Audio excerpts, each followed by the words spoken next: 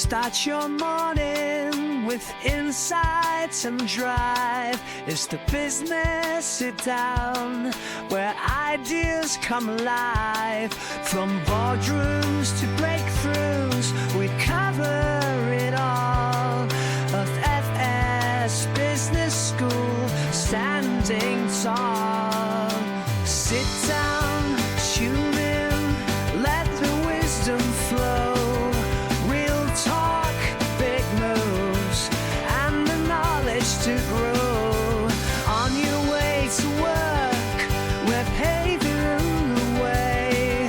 The business sit down will set a plan.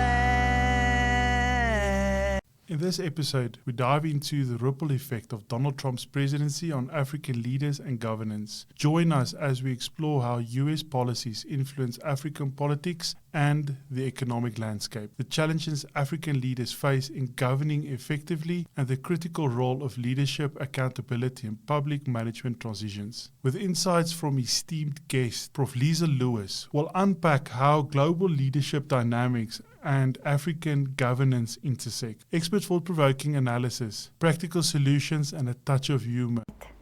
Prof, thank you very much for joining us today. I know you guys are extremely busy. I know the academics on campus are running around. I appreciate that you made time in your busy schedule. I've got let's call it an interesting question. Your area of expertise is leadership in general, in Africa specifically, but with all the stuff happening in the US with President Trump and everything, what potential impact could the second term of President Trump have on South African politicians and economic relations with the US? Philip, there's no doubt that there will be impact. I think what everyone is concerned about is the intensity of the impact. And there will be impact on several spheres or several areas. But if I hear what he is saying and what he has already put on the agenda, I think the first that comes to mind is definitely trade and economic policies. If you follow the news, you will hear that he has, for example, mentioned that America is first. That is his focus, and therefore you can read between the lines, Africa and African countries is definitely not first. So apart from that, I'm also concerned on the economic front concerning the AGOA agreement that we are having. It is coming to an end this year, and he has already mentioned some critique against the agreement, and I'm not sure whether they will fast track the negotiations to continue with that. That is on the economic front. But then we also look at his comments with regard to assistance and US aid, which he has already stopped for South Africa. And I mean the implication for African countries with HIV and AIDS pandemic is absolutely reliant on these funds. And with the immediate effect, suddenly there's no money to serve the clinics and the staff. Those are the two areas. Then I think what is a personal concern for me is the whole situation of security and counterterrorism, and whether he will still invest in Africa countries. In the past, the US has invested, and many military staff is being deployed in Africa. Now, again, if it is only America first and he decides to withdraw these troops, it will mean that African countries will have to rely on other sources, and it will definitely influence their security. There are also diplomatic relationships. His style is definitely that of a transactional approach. In other words, you give me something, I give you something back. And I think if we want to continue with relationships with him, we will have to negotiate what will be the benefit for America if we want to work or have close ties and relationships. There are several others, but I think for now that will suffice. Prof, we just spoke about the AGOA, and we're talking about Trump's policy about America first. what challenges or opportunities do you think Trump's presidency or his leadership style may present to African leaders trying to either strengthen their government? Yeah, I think that is the question that many people ask. What style, what leadership style does Donald Trump have or has? In layman terms, I think he is right for the American country at the time. If you look at his style, I would say he associates maybe with what we call the strongman leadership. And in that sense, it's me, myself, and I. And democratic principles and other people are second on the agenda. And if you look at that, like I've mentioned, I think we can also see that he is often not maybe taking irresponsible decisions, but he takes decisions very quickly. He's not really into negotiation before he takes a decision. He has the confidence to take decisions on his own very quickly. So your question was the impact or with regard to his leadership style and that of African leaders. So I think African leaders and leaders around the world will have to stomach quick decisions and policy changes coming their way. If you think of what he has done in the past 2 weeks and the implications on your country, your political environment, your economic environment is dire. So African leaders may struggle because I don't think they are used to taking decisions so quickly. We are often joke and say we talk about African time and we are relaxed. So that is definitely something that I foresee. On a positive note, Philip, I was thinking about this. This could actually create an opportunity for African leaders if the Trump administration remove their influence from Africa. It can actually create a fantastic platform for African leaders to negotiate new relationships, even amongst African countries themselves, and not always rely on someone else. But another opportunity for us is our BRICS relationships and all the countries that are joining now. So, yeah, apart from maybe having challenges, there are as much opportunities as well. Now, referring back to the African leaders, what is some challenges Prof, in your opinion, that they face in order to be able to govern effectively? Is it internal, external? Is it mixed? Yeah, my opinion, not to say it's the correct opinion, if we can look at the internal environment or the continental challenges, you are talking about internal or external mix. Let's go to home, closer to home first. I think if I mention a few challenges, it's not going to be new. The fact that many African countries do not have a coastline, I think, is hampering trade a lot.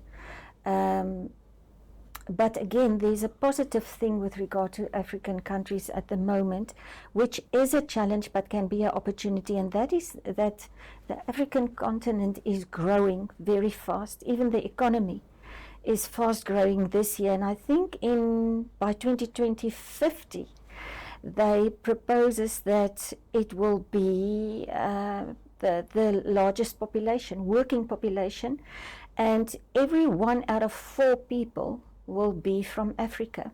So that can be a challenge if not managed well, but it can be a huge opportunity as well to attract investment, etc. So internal challenges or continental challenges, apart from what I've mentioned, of course we have corruption, leaders are not being held accountable, therefore we will go into debt obligations if we have international partners. They often set the agenda and we have to adhere to that. And that, of course, has a spillover effect that leads to poverty, high unemployment, etc. I just want to mention that I've also realized that the education system in the African countries is actually fantastic. It's even better than South Africa. And we often get that well-educated youth from African countries now leave or migrate to other countries because there are more opportunities. So that is also a challenge that they need to address. Looking at external challenges, I think if we could see that we have a lot of interference and not setting our own agenda, but setting the agenda that someone else tells us to set. If we can move away from that, become more independent, have trade amongst each other, build new relationships, we can overcome that challenge. I said earlier about 1 in every 4 people in the world will be from Africa, and at that stage, in 2050, they say the population will surpass India and China. So you can understand what growth we are talking about. That's actually a very scary thought to think about, especially if you think about Africa versus China. My next question, when we address, you just spoke about external factors and everything. Prof, do you think that African leaders are overly influenced by external powers like the US, or do they have the sufficient agency to chart their own way? They are definitely faced with external pressures by foreign powers, but I do not think they entirely control Africa. So it's still manageable. I think the challenge will lie here that African countries will manage and strengthen their independence, especially with regard to trade. If you look at all the minerals that we are known for, the exports, we just heard Donald Trump is going to increase the percentage of import on iron as well, which also have a spillover effect. But if we can engage with global partners, say for example, we have already started with China. I think it's obvious that we have a good relationship with China. We must just be careful that we do not become the middleman for political choosing sides. Say for example, choosing US China or US Russia, and that we stay objective and focus on economic growth. Now, normally, if you look at you look at countries like Switzerland, or you look at other countries, we always say yes, but it looks like it's as they would say, the grass is greener on that side. So, what lessons, in your opinion, Prof, through all your research, do you think African leaders can learn from leadership styles or governing models in other countries or other regions? Philip, I think you have also traveled abroad, and every time when I come back, I just realize what a fantastic country we have. The challenges that we are having is, for me, in layman terms, kindergarten challenges. We do not have all the migrants coming over. If I talk to my colleagues in Hungary, for example, they tell me about the social economic challenges that they have of all the women and children coming from Ukraine. If I talk to my colleagues in Israel, my colleagues in Egypt, they are sitting with the same challenges of migrants coming in, influencing the socio-economic policies.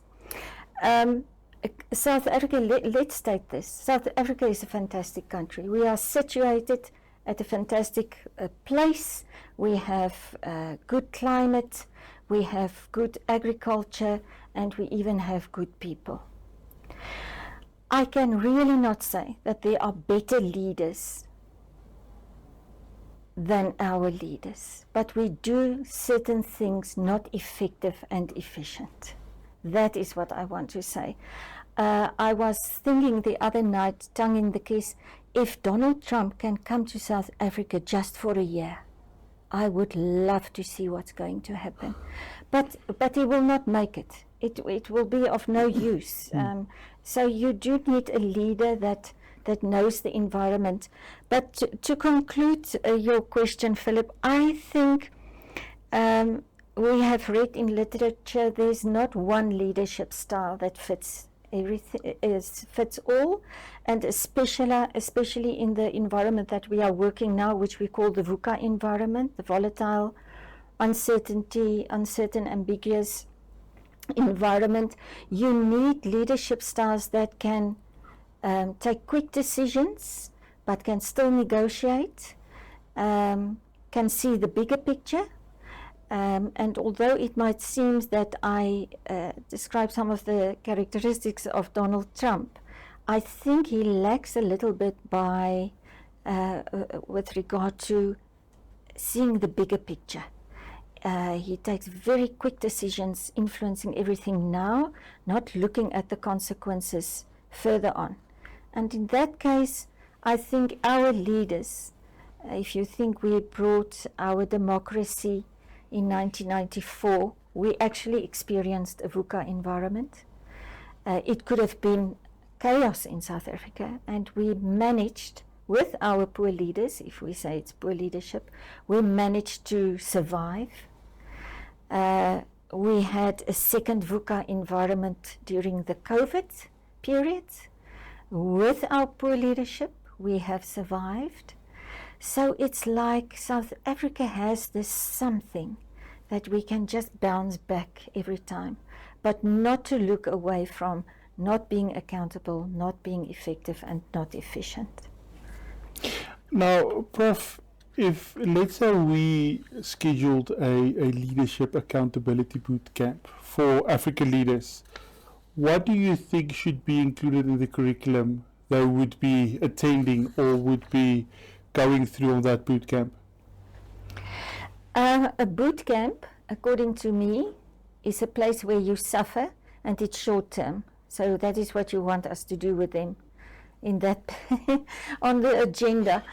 And what I will do, and it will make them suffer, our African leaders, is to put the citizens first on the agenda. I think African leaders need to be reminded that they are leading, but also serving the community. And that is the most important. In that sense, I do believe if I can educate my community or my citizens, they will be in the position to take educated decisions. So that will be the first thing in the boot camp that we do, day 1, 2, and 3. How to fast track education amongst the community, how to get them to take informed decisions, how to get them to sustain their own livelihood. So the community, social innovation plays for me a crucial role. But on day 3 and 4, we can maybe talk about respect, specifically a democracy. I think that has lacked a little bit, even in Donald Trump's term of office, in his first term of office, his first administration. It's not about you. It is about the democracy, upholding democratic principles and making sure that that you honor your citizens and that they put their trust in you and that they respect you. I think, and in South Africa specifically, and also in African countries, I would say the last point on the agenda of the boot camp will be to foster social cohesion.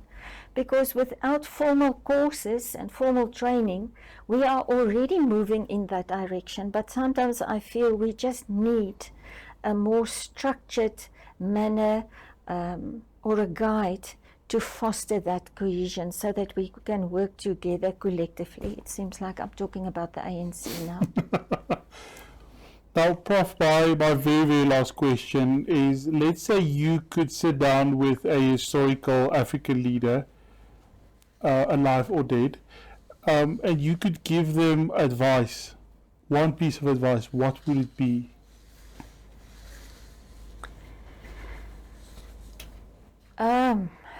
I would say it is time that we realize that the leadership styles and the leadership characteristics that we are used to and that we know and that has brought us to here, the success that we have achieved, even thinking of Mandela, the shelf life of that leadership has come to an end. There's now a new dawn, a new playing field. New research needs to be done on new leadership styles, but we have reached definitely the end of what we know about leadership. Yeah, that is what I will say. And then, Prof, my last question is a conclusion question. Do you think leadership in the African context versus leadership in a European context versus leadership in an American context would differ because of a cultural impact? For example, if you have leadership in South Africa, do you think that leadership, or let me rephrase my question in a different way. Let's say you take a European leader, a very good European leader, whoever, and you put him in African country as in a leadership position. Do you think that leader, without knowing African context, would be able to be an effective leader? Or do you think the fact that we've got let's call it a spicy context in Africa, contributes to a leadership style that may work here but not, for example, in Europe? I think you have answered yourself. Definitely, it will not be effective and efficient, maybe economical.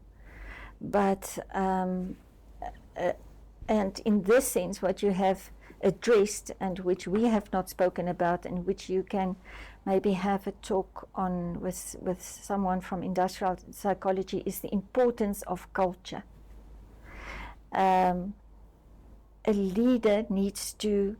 Leadership needs to begin and end with culture.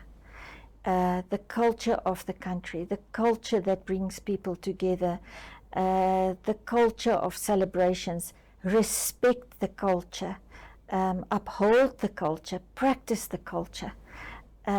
No, that is crucial for success for me.